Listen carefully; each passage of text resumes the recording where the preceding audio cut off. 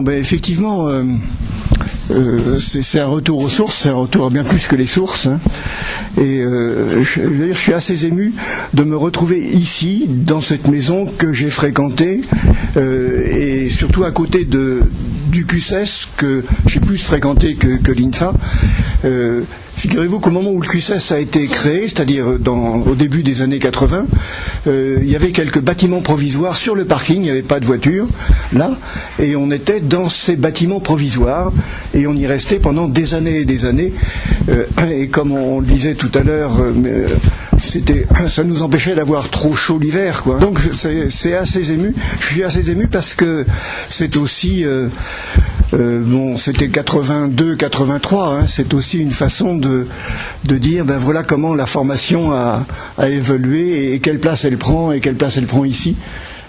Ça a toujours été en Lorraine un élément tout à fait important, l'éducation et la formation toute la vie. On en a parlé hier soir, bon c'est plus si simple que ça maintenant, mais on aura probablement l'occasion d'en parler dans la journée. Et c'est pour ça que, bon voilà, je voulais vous remercier beaucoup de m'avoir invité à venir partager vos travaux, parce que c'est pas simplement faire une conférence, c'est aussi revivre des choses. J'ai accepté très très vite, et pour des raisons tout à fait simples, c'est que j'avais été assez séduit par le projet que Nathalie m'avait présenté, c'est-à-dire que bon, d'une part vous considérez la formation non pas comme la formation pointe à la ligne, mais comme un cycle continu, formation, ensuite insertion, ensuite accompagnement. Donc cette idée d'avoir une chaîne sur laquelle on se penche me paraît tout à fait importante, tout à fait essentielle. C'est pas toujours le cas, loin de là. Et puis l'idée de rassembler et des chercheurs et des professionnels dans un même lieu. Et puis aussi, ça m'a bien plu, prendre le temps d'une vraie rencontre. C'est-à-dire, bien sûr, on a le temps de ce matin, mais on a aussi l'après-midi, dans laquelle on est en proximité, dans laquelle on peut se lâcher sur ce qu'on pense. Donc j'ai trouvé que c'était une très bonne occasion de travailler avec vous aujourd'hui. Et là aussi, je vous en remercie et bravo pour ce qui se fait ici. Alors évidemment, les règles du jeu d'une telle journée obligent à faire des choix. Parfois des sacrifices, il y a ceux dont on peut parler, puis il y a ceux dont on voudrait parler, et puis il y a ceux dont on voudrait absolument parler, mais dont il ne faut absolument pas parler parce qu'on n'aura pas 3 quarts d'heure. Alors, j'ai donc posé la question, mais à partir d'un livre dont nous avions parlé ensemble, sur quoi faut-il que je m'exprime? Alors la commande qui m'a été passée, si j'ose dire, c'est l'irruption du langage et de la pensée économique dans le monde de la formation. Donc je vais me centrer là-dessus pour commencer, ce qui veut dire que je laisse de côté 1001 choses essentielles, mais je pense que tu vas en parler après en complément à tout ça. Essentiel. Absolument, oui. Donc je vais parler de l'irruption de la pensée économique et du langage économique dans la formation. Ensuite, je partirai sur un autre sujet, mais qui est complètement au cœur de notre réflexion, qui est l'accès au savoir.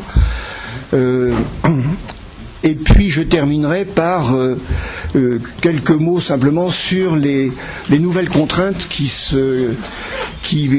paraissent chez les formateurs, et en particulier quelque chose qui vous est cher, c'est-à-dire l'accompagnement.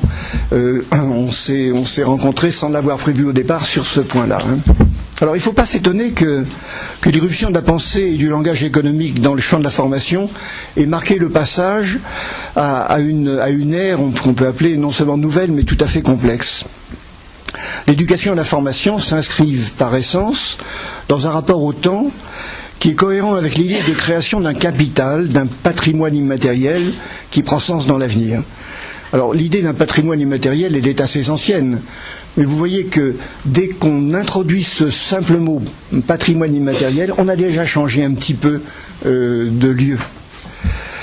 Alors c'est ainsi qu'est apparue en particulier une notion d'investissement formation, sur laquelle j'ai beaucoup travaillé en d'autres temps, avec le nécessaire retour que l'on attend. Il y a un investissement, il y a aussi un retour sur investissement.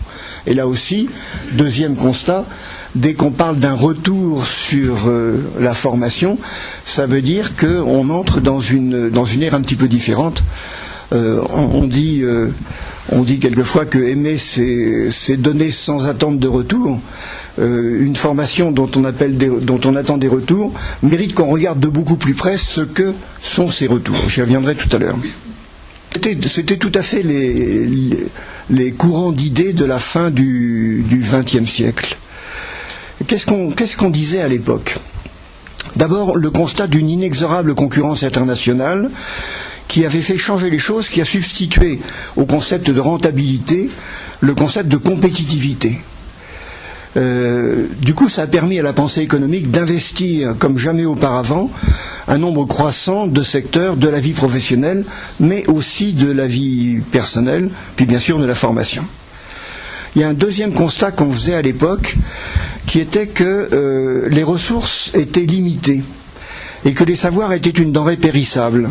On commençait à voir une évolution des technologies qui faisait que les savoirs et l'accès au savoir évoluaient très très rapidement. Et donc, le savoir étant d'une durée périssable, il y avait l'obligation de les gérer, de les protéger, de les utiliser à bon escient et de veiller à leur renouvellement. On n'était donc pas dans une version plutôt statique de la création des savoirs, mais dans un renouveau considérable, donc dans une sorte de société du flux, puisqu'il fallait, et l'informatique nous y a conduit, puisqu'il fallait sans arrêt voir quelles étaient les évolutions des savoirs. C'était l'époque de l'or, c'était l'époque de l'éducation, un trésor est caché dedans, c'est bon, vous connaissez tout ça bien sûr. Et puis il y a un troisième aspect, qui était que les dépenses éducatives, bien qu'encore insuffisantes, allaient inéluctablement s'approcher d'une asymptote compte tenu des autres choix structurants de la société. Il y a eu une période où il y avait un délire d'audit de la formation. C'était l'inspection générale des finances, c'était le Parlement, c'était d'autres officines publiques ou privées, et toutes disaient... effectivement, la formation c'est très très important. La formation ça coûte cher, ça coûte de plus en plus cher. À quel moment on va s'arrêter ? Et il s'est dégagé de cette époque-là quelque chose une sorte de doute par rapport aux apports réels de la formation, d'où l'idée de retour sur investissement, avec une phrase tout à fait récurrente qui était on sait combien on dépense, mais on ne sait pas bien combien on gagne en retour. Vous voyez, là encore, tout d'un coup, on change un petit peu d'univers, puisqu'on dit qu'il faut gagner des choses en retour de la formation. Je ne dis pas que c'est mauvais, on va y revenir aussi, mais c'est quand même tout à fait typique de cette fin du XXe siècle. Alors le terrain était labouré, la mutation s'est accomplie et de nouveaux mots l'ont balisé. Les mots sont venus avant la pensée. Alors j'en ai noté quelques-uns, rentabilité, quelques-uns qui sont directement liés à la formation, rentabilité, compétitivité, ingénierie budgétaire, ingénierie financière, marché, marketing de la formation, but et objectifs, cahier des charges, appel d'offres, centrale d'achat, réglementation des commandes publiques, audit, public cible, reporting, efficacité, efficience, capital humain bien sûr, ressources humaines, et l'incontournable investissement formation. Voilà des termes qu'on entendait à la fin du XXe siècle. Alors ces mots, aucun des mots n'est terrifiant finalement, puis on les entend ailleurs. Mais le fait que ça s'insère dans la formation même et qu'on puisse parler de retour sur investissement était là encore une ère nouvelle. Alors, même si la formation est restée un lieu de négociation et de concertation, mais avec de nouvelles règles du jeu, la formation des adultes s'en est profondément changée. Et en particulier, elle a cessé d'être un domaine singulier, privatif, relativement protégé, pour entrer en tant que centre de coûts et de profit, autre terme, dans une logique commerciale et financière commune à tous les secteurs de l'activité. Deux micro-anecdotes. Une fois, j'allais dans une grande entreprise franco-américaine qui avait tous ses bureaux au centre de la France, et on m'avait dit vous allez jusqu'au bout là-bas et vous trouverez la direction de la formation. Alors j'avance, et puis je ne trouvais pas la direction de la formation. Et quelqu'un me dit, ah ben si, ils travaillent dans le château d'eau, là-haut, ils sont tous là-haut, et ça leur plaît bien. C'était la caricature absolue de la formation qui était l'écart de tout le reste et qui est au-dessus de tout ce qui est négociation, risque, etc. Et puis l'envers de la médaille, c'est une autre entreprise dans laquelle un nouveau directeur général a dit, en arrivant à la formation, ce que vous faites ne m'intéresse pas, dites-moi combien ça me rapporte. C'est ça, le carrefour. Alors, bon, quand on a peu de temps, donc on parle un petit peu à la hache, évidemment. L'intérêt du débat après, c'est de pouvoir nuancer tout ça. Mais il n'y a pas que ça. Je crois que les mutations les plus profondes du champ de la formation viennent aussi de son intégration croissante dans l'ensemble des processus de gestion et développement des ressources humaines. Les DRH.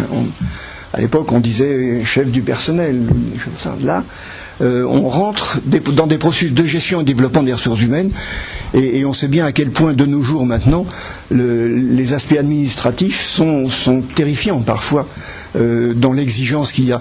Quand on travaille avec le FSE au niveau européen, les organismes qui travaillent là-dessus passent pratiquement plus de temps à remplir des papiers, à faire des rapports, à répondre à des appels d'offres, à justifier des dépenses parce qu'on change pendant l'année le mode comptable pour avoir les recettes et les dépenses. Ça devient terrifiant, ça date de cette époque.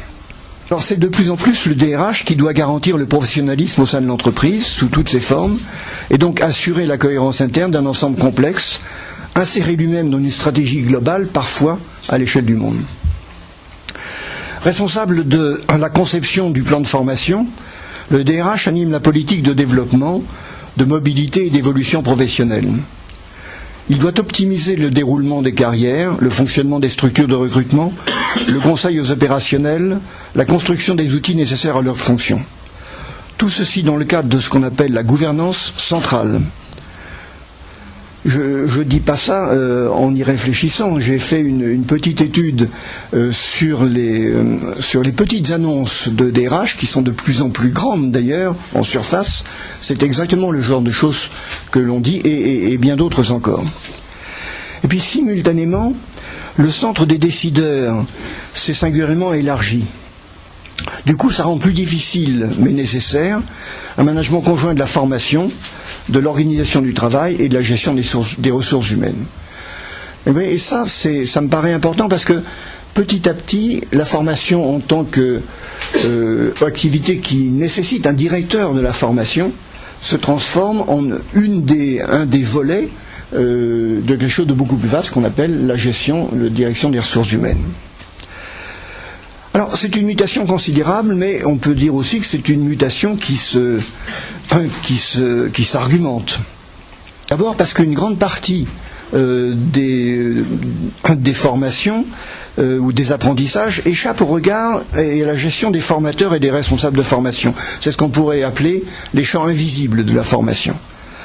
C'est le cas par exemple de tout ce qui est propre au commercial. On sait que de tout temps, la direction commerciale bénéficie de ressources bien supérieures à celles des autres, parce que le commercial c'est le poumon absolu de l'entreprise, et par conséquent on mérite de faire des formations qu'on ne ferait pas pour d'autres.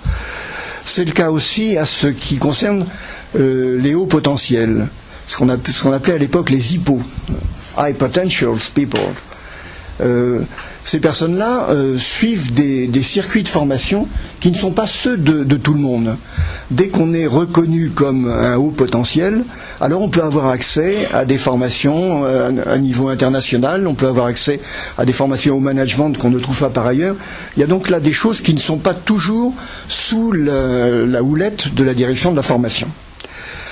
Mais de façon plus banale, il y a des tas d'endroits où on acquiert des compétences nouvelles, et je ne vais pas parler pour l'instant des formations informelles, à travers, non pas la formation, mais le recrutement. C'est tout simplement faire venir des expertises, faire venir des compétences, plutôt que de les créer.